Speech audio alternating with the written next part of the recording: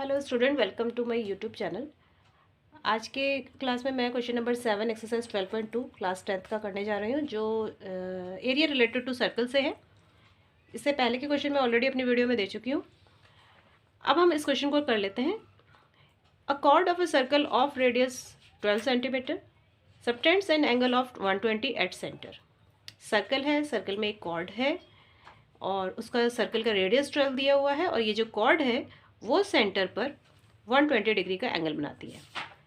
ये chord A B है और यहाँ इन दोनों पॉइंट से जो सेंटर पे एंगल बन रहा है वो 120 का दिया गया है, और ये रेडियस इस सर्कल का 12 सेंटीमीटर दिया गया है।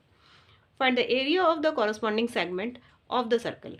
अब इस कॉर्ड से जो कॉरस्पॉन्डिंग सेगमेंट बन रहा है, कौन सा सेगमेंट बन रहा है, ये सेगमेंट, इसका एरिया आपको निकालने के लिए कहा गया है, और पाई और √3 की वैल्यू इन्होंने दी है। तो पहले मैंने यहाँ पे ये फिगर ड्रॉ कर दी कि एक सर्कल में एक कॉर्ड ए बी जिसमें रेडियस ओ ए ओ बी दोनों 12 सेंटीमीटर होंगे, क्योंकि सर्कल के अंदर जो रेडियस है उसकी लेंथ कभी चेंज नहीं होती। अगर ये 12 है तो ये भी 12 होगा। ये मैंने इसका इतना पार्ट, ये सेक्टर एक अलग फिगर करके मैंने यहाँ उतार लिया है, और इस जगह मैंने अपनी तरफ से एक अल्फ़ाबेट पी ले लिया, सो दैट हम इसका सेक्टर का जो नेम है वो APBO इस तरह से लिख सकें। और आगे चलकर मैंने यहाँ ये एक परपेंडिकुलर डाला है इस कॉर्ड पर जो 90 डिग्री पे पड़ा है। अगर हम किसी सर्कल के अंदर यहाँ परपेंडिकुलर डालते हैं तो ये इन दोनों को इक्वल एंगल में डिवाइड करती है। वैसे तो इसको आपको प्रूफ भी देना चाहिए, और इस ट्रायंगल को किस तरह से हमें आपस में कॉन्ग्रुएंट करके ये दो एंगल कैसे हमें इक्वल दिखाने हैं, इसको देखने के लिए आप जो क्वेश्चन नंबर आई थिंक मैंने 1, 2 और 3 की वीडियो बनाई है उसमें मैंने इसको एक्सप्लेन किया हुआ है। तो आज हम डायरेक्टली इस सेगमेंट का एरिया निकालेंगे। कैसे निकालेंगे हमें क्या करना पड़ेगा, अगर इस सेक्टर का एरिया मुझे चाहिए, सबसे पहले हम क्या करेंगे, सेक्टर एंगल हमें मालूम है, रेडियस हमें मालूम है, हम इस सेक्टर का एरिया निकाल लेंगे।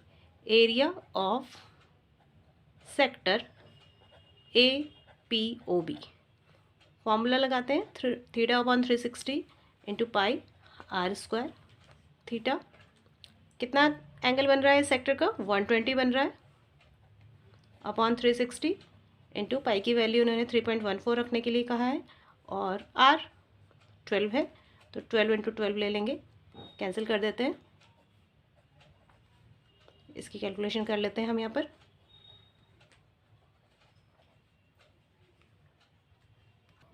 तो ये हमारा 150.72 सेंटीमीटर स्क्वायर इस सेक्टर का, ये पूरा जो फिगर है इस शेप का एरिया हमने यहाँ निकाल लिया।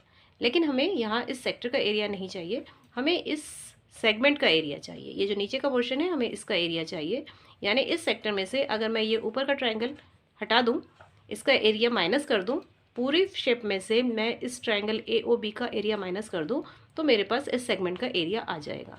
तो हम इस ट्रायंगल का एरिया कैसे निकालेंगे, जो पिछला क्वेश्चन था क्वेश्चन नंबर 6 में, यहाँ ये ट्रायंगल एक इक्विलेटरल ट्रायंगल बन रहा था और ये तीनों साइड उसकी इक्वल आ रही थी, तो इसीलिए आपने उसमें इक्विलेटरल ट्रायंगल के एरिया का फॉर्मूला लगाया √3/4 साइड स्क्वायर। लेकिन यहाँ पर ये इक्विलेटरल ट्रायंगल नहीं बनने वाला है, क्योंकि ये पूरा एंगल 60 + 60 120 का दिया गया है, और यहाँ पर ये दोनों एंगल कुछ अलग आ जाएंगे। तो सबसे पहले हमें यहाँ इसकी इस साइड को फाइंड करना है। हम इस ट्रायंगल का यूज़ करेंगे, एक इस हाइट को और इस कंप्लीट बेस को हम निकालने की कोशिश करेंगे। ये बेस हम एक साथ नहीं निकाल पाएंगे, हम पहले इस ट्रायंगल में ले लेते हैं। इन ट्रायंगल AOAMO ये एक राइट ट्रायंगल है। यहाँ पर आप ट्रिग्नोमेट्री का फॉर्मूला यूज़ करते हैं। एंगल के सामने वाली साइड हमेशा परपेंडिकुलर होती है और ये बेस माना जाएगा। हाइपोटेनस हमेशा ट्रायंगल में फिक्स रहता है, ट्रिग्नोमेट्री में हम ऑलरेडी पढ़ चुके हैं, इसकी भी मैं वीडियो अपने चैनल पर दे चुकी हूँ। तो यहाँ पर हम सबसे पहले क्या करते हैं, इन ट्रायंगल AMO ये वैल्यू ले लेते हैं, और इन दोनों का रिलेशन आपस में लेना है, बेस और हाइपोटेनस। बेस और हाइपोटेनस का फॉर्मूला किस में लगता है, कॉस में लगता है। तो आप cos 60 = base upon hypotenuse. Base क्या लिया जाएगा यहाँ पर, बेस हम इस OM को लेंगे, और एंगल के सामने वाली साइड हमेशा परपेंडिकुलर होती है तो ये बेस है, और ये जो स्लैंट लाइन है 90 के सामने वाली वो ही हाइपोटेनस मानी जाती है, तो इसको आपको 12 लेना है जो कि AO है। cos 60 की वैल्यू रख लेते हैं हम यहाँ पर, OM हमें नहीं मालूम है, लेकिन AO 12 दिया गया है। तो यहाँ से जब हम OM फाइंड करेंगे तो OM 6 सेंटीमीटर आ गया। ये इस ट्रायंगल की हाइट हम निकाल चुके हैं। अभी हम इसी ट्रायंगल का यूज़ करते हुए AM का भी फाइंड करेंगे। तो कैसे करेंगे हम? इसी ट्रायंगल में लेते हैं, साइन का फॉर्मूला लगा लेते हैं। साइन 60 परपेंडिकुलर अपॉन हाइपोटेनस होता है। यहाँ एंगल के सामने वाली साइड कौन सी है? एंगल 60 का यूज़ कर रहे हैं। सामने की साइड AM है, तो यही परपेंडिकुलर होगी। तो आपको यहाँ AM अपॉन हाइपोटेनस 90 के सामने वाली साइड AO रख लेना है। इसकी भी वैल्यू हम यहाँ प्लेस कर लेते हैं। AM हम फाइंड करना चाह रहे हैं और AO हमें 12 सेंटीमीटर दिया गया है। तो अगर मुझे यहाँ से AM चाहिए तो हम क्रॉस मल्टीप्लाई कर लेंगे। 6√3 AM आ जाता है और हमें √3 की वैल्यू भी यहाँ पर क्वेश्चन में दी गई है 1.73। तो हम इसकी मल्टीप्लाई कर लेते हैं। ये AM आ जाता है। हमें यहाँ AM नहीं, हमें यहाँ कंप्लीट AB चाहिए, तभी हम इस ट्रायंगल का एरिया निकाल पाएंगे। Half base into height. Base क्या होगा? AB होगा। हाइट क्या होगा? OM होगा। हम इस बेस को पूरा निकाल लेते हैं। AB क्या होगा? AB AM का ट्वाइस होगा, डबल होगा। तो हम इसको 2 से मल्टीप्लाई करके इस पूरे बेस को फाइंड कर लेते हैं। यहाँ हमने AB भी फाइंड कर लिया। अब आप देख सकते हैं कि हम हाइट जो कि OM यहाँ फाइंड कर चुके हैं और बेस AB भी फाइंड कर चुके हैं। तो अभी हम इस ट्रायंगल का एरिया का फॉर्मूला लगाते हैं। Area of triangle AOB equals to half base into height, where base is AB and height is OM, and we have already find the value of AB and OM both. So let's place the value and calculate. तो ये हमने calculation कर ली और triangle AOB का area हम यहाँ find कर चुके हैं। हम यहाँ पर इस ट्रायंगल का एरिया इसीलिए फाइंड कर रहे थे क्योंकि हमें इस सेगमेंट का एरिया चाहिए था। इस सेगमेंट का एरिया, ये जो आपको मैंने यहाँ शेड कर दिया है, ये शेडेड जो पोर्शन है, इसका एरिया मुझे निकालना है। तो मैं इस पूरे सेक्टर के एरिया में से इस ट्रायंगल का एरिया माइनस कर दूंगी।